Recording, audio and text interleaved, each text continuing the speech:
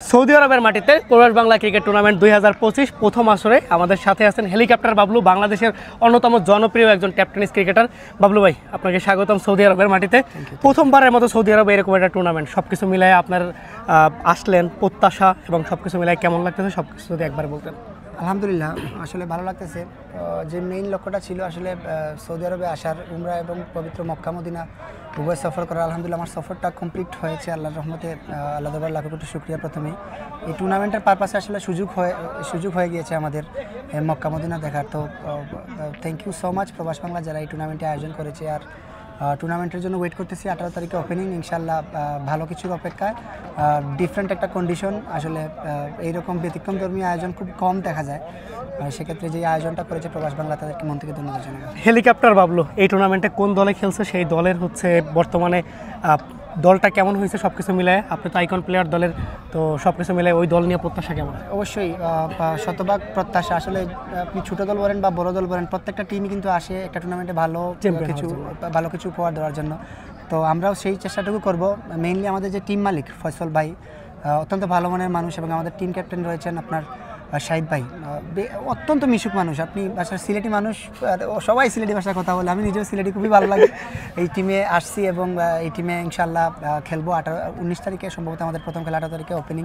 তো ইনশাল্লাহ ভালো কিছু দেওয়ার চেষ্টা করব এবং সব মিলিয়ে খুবই ভালো লাগতেছে। ভাই একটা ব্যাপার, সিলেটিরা যেখানে যায় ওই জায়গাটা দখল করে নেয়। অনেকে বলে লন্ডনটা সিলেটটা দখল করে নিছে, রিয়াদটাও কি সিলেট দখল করে নিবে, বা মাঠে সিলেটের দর্শক কেমন আসবে বলে আপনার মনে হয়? পরিসংখ্যান যদি বলেন, আশেপাশে আসলে প্রচুর সিলেটি।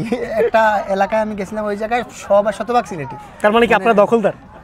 দখলদার না, মানুষ আমাদেরকে যথেষ্ট ভালোবাসে। আর সিলেটি প্রবাসীরা বেশি, আমাদের রেমিটেন্স সাইটার সবচেয়ে বেশি আসলে বাংলাদেশের মধ্যে সিলেটি। আসলে তাদের কারণেই আমাদের বাংলাদেশের অর্থনীতিটা অনেকখানি এগিয়ে যায় এবং অর্থনীতি নির্ভর করে।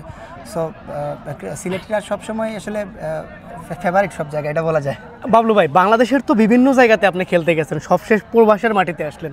এই যে ডিফারেন্ট একটা এক্সপিরিয়েন্স, ডিফারেন্ট একটা জায়গা, ডিফারেন্ট মানুষজন, সবকিছু মিলে এই মানুষজনদের ভালোবাসা আপনার কেমন লাগে? সোশ্যাল মিডিয়াতে দেখলাম পুরোপুরি তোলপাড় আপনাকে নিয়ে। 2019-20 সালের পর থেকে আমার পরিচিতি পুরো বাংলাদেশে, পুরো ওয়ার্ল্ডে বেড়ে গিয়েছিল। এরপর থেকে প্রচুর প্রবাসী ভাই আসলে আমার রেগুলার মেসেজ দিত, ভাই প্রবাস থেকে আপনার ভিডিও দেখি, প্রবাস থেকে আপনার ভিডিও দেখি। লাস্ট যখন মক্কা মদিনা জেদ্দা সফর করছি, তখন আসলে প্রচুর মানুষ আমার সাথে দেখা করছে। রিয়াদেও আজকে সকালবেলায় আসছি, অনেক মানুষই জিজ্ঞেস করছে, ভাই রিয়াদে আসলে আমার সাথে দেখা করবেন। দে লাভ মি সো মাচ। আসলে এই মানুষগুলোর কারণে আমি আজকে হেলিকপ্টার বাবলু, এতটুকু বলবো। বাবলু ভাই, হেলিকপ্টার বাবলু বাংলাদেশের অন্য জনপ্রিয় একজন ক্রিকেটার, তার খেলা দেখে আমরা যে পরিমাণে আনন্দিত হই। তো বাবলু ভাইয়ের কাছে আমার একটা প্রশ্ন, আপনার কাছে বাংলাদেশের সেরা 5 জন ব্যাটার, 5 জন বোলার, সবাই সেরা ব্যাটার? না, আপনার কাছে। আপনি চাইলে আপনাকে রাখতেও পারেন, নাও রাখতে পারেন, এটা আপনার ইচ্ছা। করে এই মুহূর্তে নাম বলবে না, কন্ট্রোভার্সি হয়ে যায় আসলে অনেক বেশি। তো না, এর আগে আমি কমল ভাইকে, তারপর বাকিদের বললাম, তারাও বলছে বিভিন্ন প্লেয়ারদের নাম। তো তারা যাদের নাম বলছে তারাই বেস্ট প্লেয়ার। তারাই বেস্ট প্লেয়ার? তারা তো আপনার নামও বলছে।